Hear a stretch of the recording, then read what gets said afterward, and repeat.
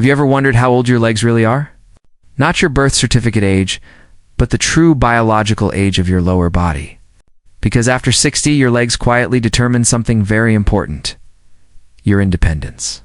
They decide whether you can climb stairs without fear, whether you can walk through the grocery store comfortably, whether you can travel, garden, or play with your grandchildren. Today I want to gently guide you through 5 simple tests. These are not extreme fitness challenges. They are small, practical ways to see if your legs are aging too fast, and most importantly, what you can do about it. Let's begin.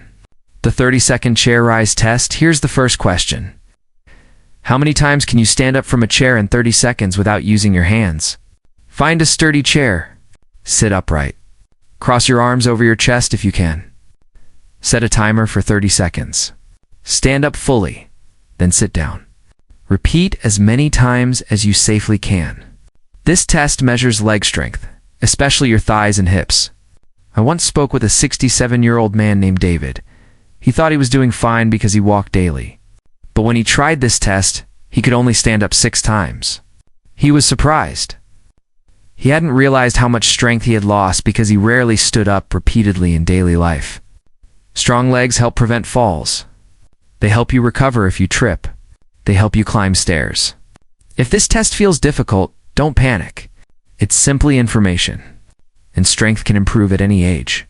Ask yourself honestly, did this feel easy, moderate, or very challenging? The single leg balance test. Balance is often the first thing to quietly decline. Stand near a wall or sturdy surface. Lift one foot off the ground and see how long you can balance. Aim for 10 seconds or more. Now, switch legs. Margaret, 72, told me she felt strong until she tried this. She could only balance for 3 seconds. She hadn't noticed her balance slipping because she avoided uneven ground and held onto railings automatically.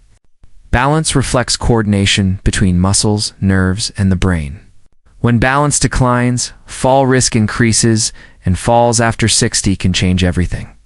If you struggle to hold 10 seconds, it doesn't mean something is wrong.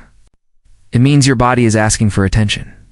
Balance can be trained, and improvement often comes faster than people expect. The walking speed test. Here's something simple but powerful. Time yourself walking 10 meters, or about 30 feet, at your normal pace. Walking speed is one of the strongest indicators of overall health in older adults.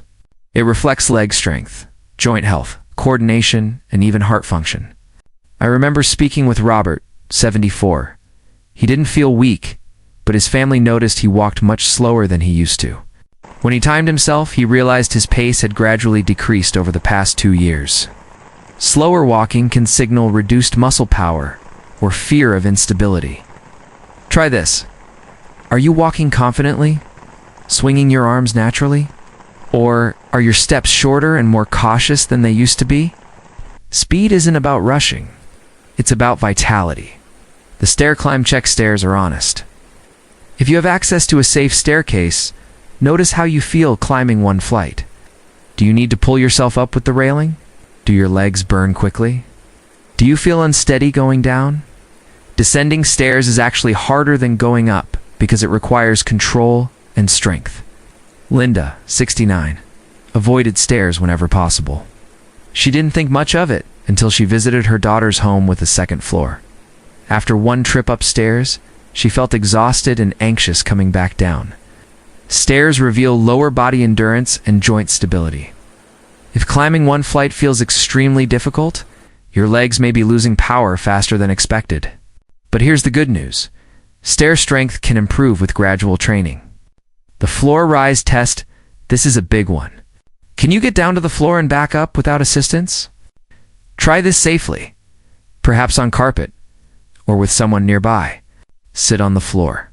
Then stand up again without grabbing furniture if possible. This test measures strength, flexibility, coordination, and confidence. I once met a retired teacher, Alan, 76.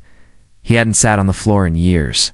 When he tried, he realized he felt afraid not because he couldn't stand, but because he wasn't sure he could. That hesitation matters. Being able to get up from the floor is deeply connected to independence. It means if you ever fall, you may be able to recover on your own. If this feels impossible, don't feel discouraged. Very few people practice this movement, but it can be rebuilt. What do these tests really mean? If you struggled with one or more of these tests, it does not mean your future is limited. It means your legs are asking for strength, movement, and attention. After 60, muscle naturally declines if we don't challenge it. Balance fades if we don't practice it. Endurance drops if we become too comfortable. But the body responds beautifully to gentle, consistent effort. Even 2 or 3 short strength sessions per week can reverse noticeable weakness. Daily walking can rebuild endurance. Simple balance exercises can dramatically reduce fall risk. Your legs are not too old. They're simply underused. Take a moment and reflect. Which tests felt easiest for you? Which one surprised you the most? Be honest with yourself, not with judgment, but with curiosity. Your legs carry you through life. They deserve attention, care, and respect. If this video helped you see your body in a new way, I'd love to hear from you. Share your experience in the comments. Your story might encourage someone else who's quietly worried about their mobility. And if you found this helpful, please like the video, subscribe to the channel, and share it with a friend or loved one over 60. Because aging isn't about slowing down without choice. It's about staying strong on purpose.